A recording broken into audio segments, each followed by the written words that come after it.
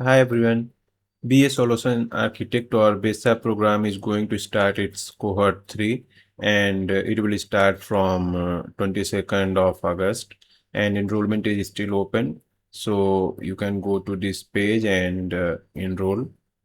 Coming to agenda, so this is the agenda. There will be two tracks, technical and behavioral track. And then there will be free hands-on lab, means you will be given access to the lab environments free of cost.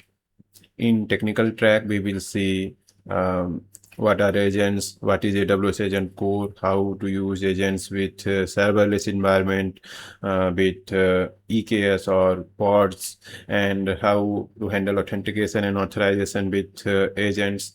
Then how to do observability and governance of agents. And on behavioral side, we have these many topics. And again, the major plus point of this free cohort is that you will be given free access to the actual environment where you can do hands-on practice. So make sure to take advantage of this program.